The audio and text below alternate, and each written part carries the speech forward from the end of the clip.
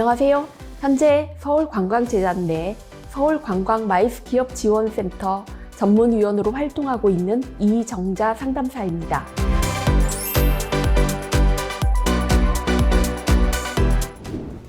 현재의 나를 만드는 것도 나이고 앞으로의 인생을 결정하는 것도 나인데 당최 내가 누군지, 내 심리 상태가 어떤지를 모를 때가 있죠. 우울, 무기력, 불안, 스트레스 등 각자 겪는 심리적 어려움은 본인이 처한 상황만큼이나 제각각일 텐데요. 그렇다면 현재 내 심리 상태를 알기 위해 어떻게 해야 할까요? 요즘 자신의 마음이 궁금해서 상담센터를 찾는 이들을 종종 만납니다. 저는 그분들에게 먼저 심리 상태가 궁금한 이유를 살펴보라 말씀드리는데요. 본인의 마음 상태를 마음 돌봄 전문가를 만나 자세하게 대화를 나눠보는 것을 추천해 드립니다.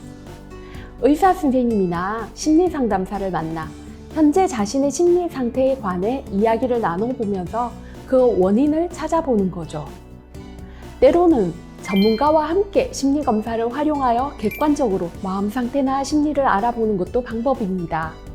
혹시 심리 상태에 관해서 더 심층적인 이야기가 필요하다면 상담을 지속적으로 받는 것도 좋습니다.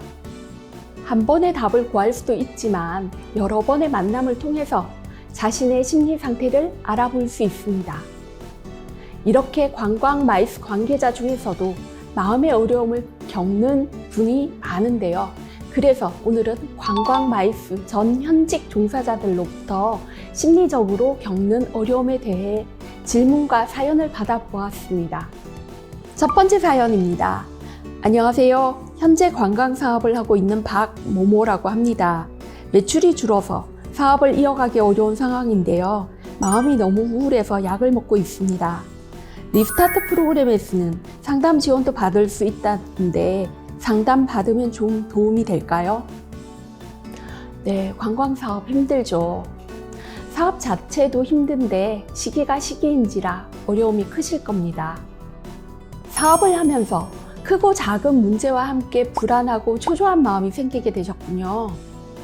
팬데믹 속에서 지치지 않으려고 얼마나 애를 많이 쓰고 계실까 하는 마음이네요. 우울증 약을 복용 중이신 것 같습니다. 사실 추가적인 상담으로 도움이 될까 하는 생각이 드는군요.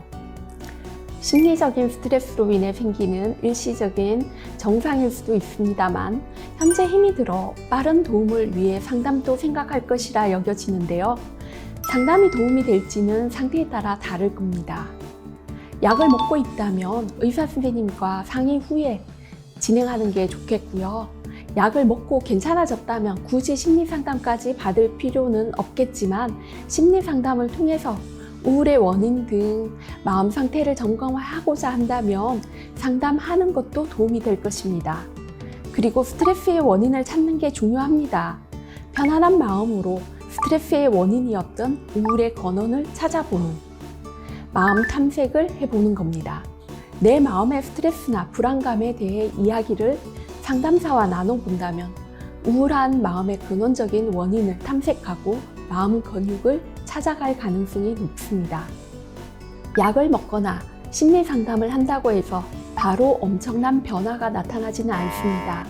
하지만 다음에 비슷한 상황이 생겼을 때 이전에 생긴 마음 근육으로 우울에서 벗어날 솔루션을 가질 수 있지 않을까 합니다.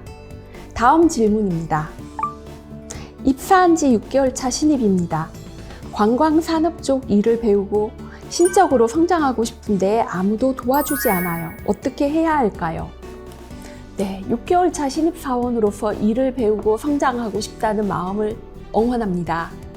관광회사에 입사한 지 6개월 차라면 벌써 많은 경험을 쌓으셨을 것 같네요. 그래도 더 배우고 싶다는 생각하시는 거죠? 세상에서 가장 중요한 일들은 아무도 도와주지 않을 때도 계속 노력하는 사람들에 의해 이루어집니다. 도움받는 것에 너무 익숙해지면 자립심이 사라져 주도적인 삶을 살기 어렵습니다.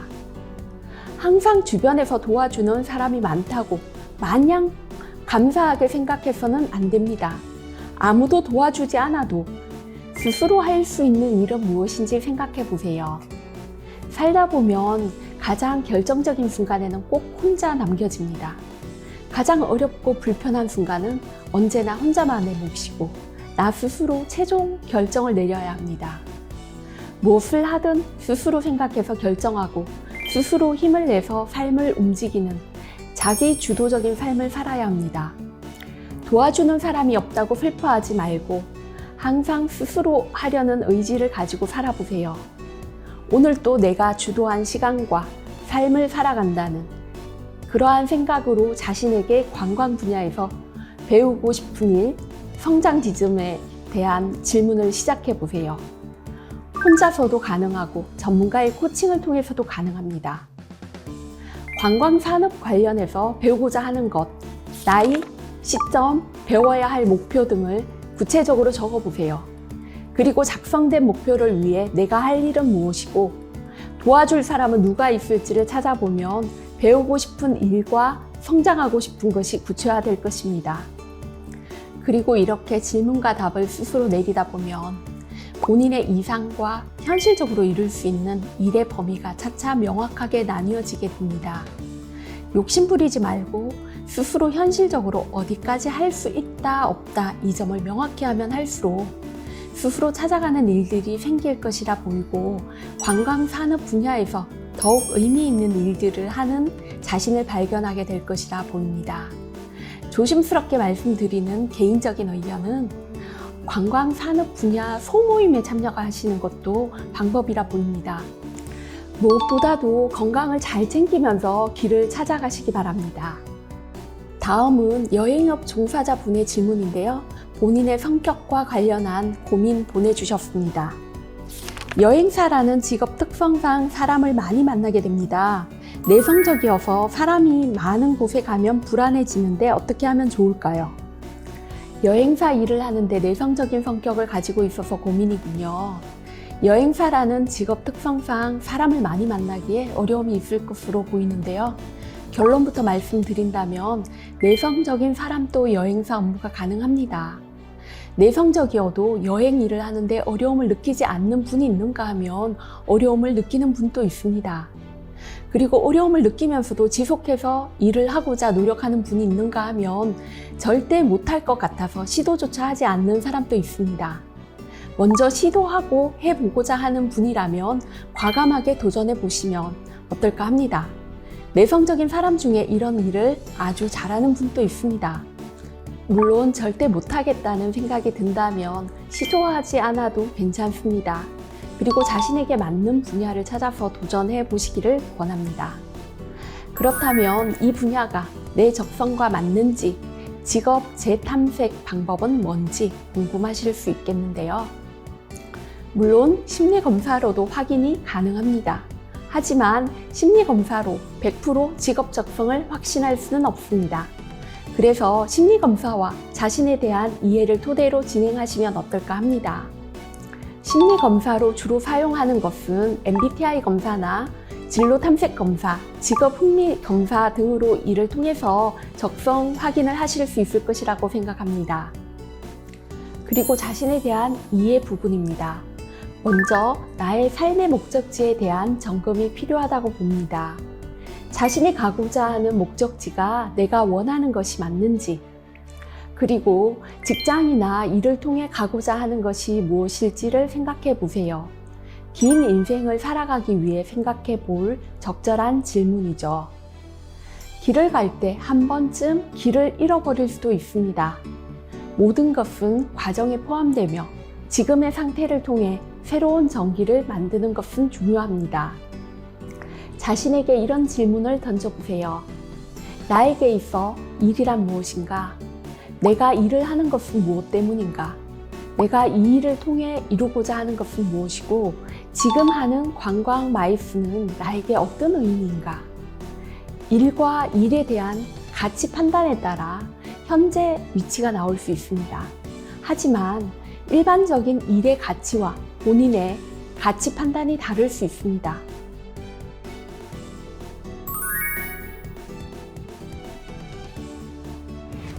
(1953년) 미국의 한 매거진에서 예일대학교 졸업생들을 대상으로 이런 질문을 던졌다고 합니다.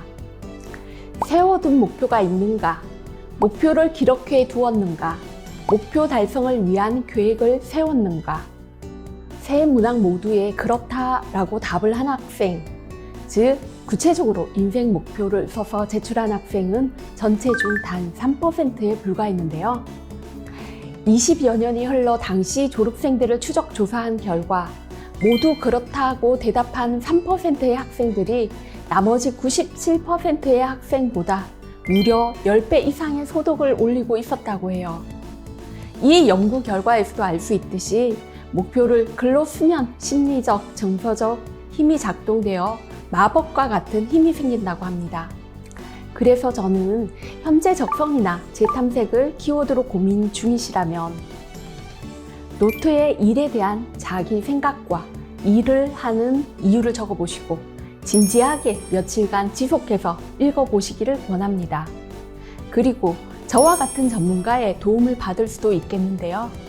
진로를 재설정하는 일은 이유와 목적이 분명해진 후에 해도 늦지 않으니 먼저 전문가와 함께 본인에게 맞는 적성을 찾아보시기를 바랍니다. 다음 질문입니다. 이번에는 자신감 회복에 관한 방법을 물어오셨는데요. 관광 관련 사업을 하다가 코로나19 때문에 폐업을 하게 됐습니다. 그로 인해 떨어진 자신감을 회복할 방법이 있을까요? 코로나19로 인한 팬데믹은 누구도 예상치 못한 위기였습니다. 특히 관광 분야는 큰 타격을 입었는데요. 누구도 어찌하지 못할 시기였던 것 같습니다. 이어오던 관광 관련 사업을 어렵게 정리하고 얼마나 힘든 시간을 보내셨을까요? 끝을 알 수 없는 시기가 이어지며 자신감도 떨어지셨던 것 같은데요. 일이 잘 풀리지 않는 시기에는 아무리 객관적인 이유를 찾으려고 해도 일의 실패가 인생의 실패처럼 느껴지곤 하죠. 이에 따라 심리적으로도 어려움을 많이 겪으셨을 수 있겠습니다.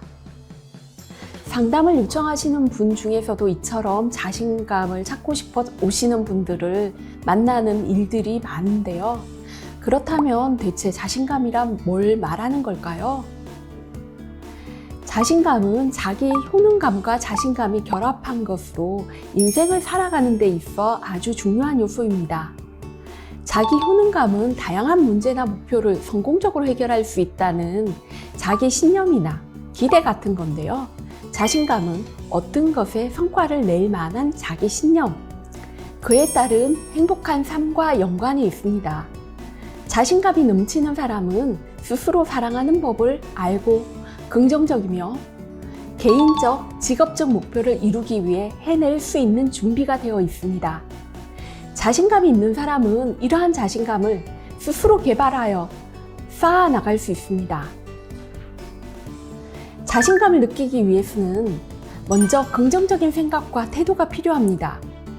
자성예언과 같은 긍정적인 문장을 10개 정도 적어서 거울에 붙여놓고 아침, 저녁으로 자신에게 긍정적인 말을 해주세요. 긍정적인 말을 거울 속 자신에게 해주면 부정적인 생각이 생긴 것을 인식하게 되면서 생각이 긍정적으로 전환합니다. 낙관적인 사람과 관계를 맺고 대화하는 것도 생각을 긍정적으로 바꾸는 데 도움을 주는데요.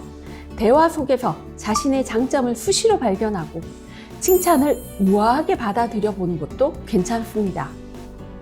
다음으로 자신감을 회복하는 두 번째 방법은 감정 조절 훈련입니다. 말 그대로 감정을 조절하는 훈련인데요. 이 훈련의 시작은 두려움과 불안을 알아차리는 것입니다. 자신감이 넘치는 사람도 두려움과 불안을 느낍니다. 두려움과 불안을 편안하게 받아들이세요. 아기가 그런 말을 배우듯이 천천히 해보는 겁니다.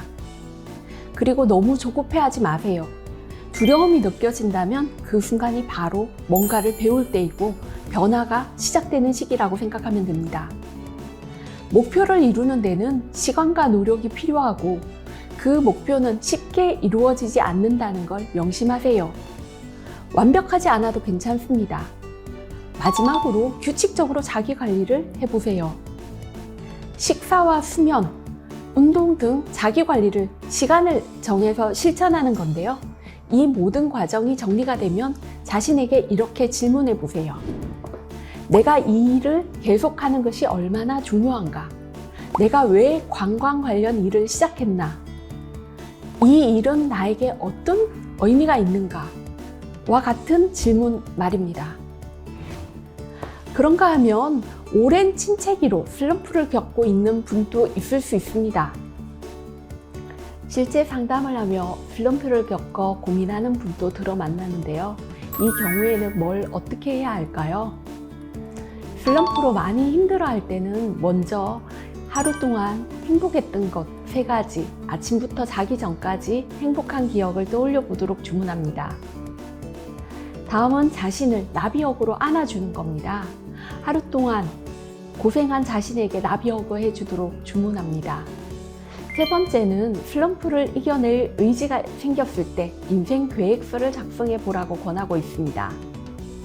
인생 계획서 작성은 6개월 또는 1년이라는 비교적 짧은 기간 내에 달성하고자 하는 목표를 설정하고 전략을 구체화해야 합니다. 이때 달성하고자 하는 목표를 위해 매일 할 일을 3가지씩 기록하는 방법입니다. 아침에 일어나서 할 일 3가지 정도를 적고 저녁에 달성했는지 확인하면서 성공 경험을 가질 수 있도록 하는 겁니다. 소소한 하루 습관의 생활화와 자신감 회복을 동시에 경험하게 됩니다. 다음은 사람들을 만나는 겁니다. 그리고 자신을 응원하는 사람의 숫자를 늘려가 보세요. 가족, 친구, 이런 식으로 가까운 사람과 먼저 대화해 보세요. 성공에 유지되는 기간에도 슬럼프가 온다고 합니다. 마지막으로 지금까지의 어떤 방법이 효과적이었는지 기억하고 자신만의 방법을 찾아보세요. 슬럼프는 곧 끝날 것입니다. 슬럼프일 때 스스로 자신감을 찾는 것은 소통, 즉 나와 타인과의 소통입니다. 소통을 지속해 보세요. 일기를 쓰는 것도 한 방법입니다.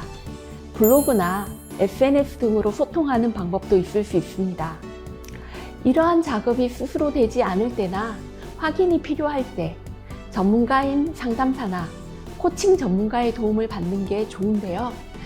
이에 서울관광재단에서는 코로나19 등의 사유로 폐업하였거나 폐업 예정인 서울관광 마이스 기업 관계자분들을 대상으로 분야별 컨설팅과 더불어 심리 상담까지 지원해 드리고 있습니다.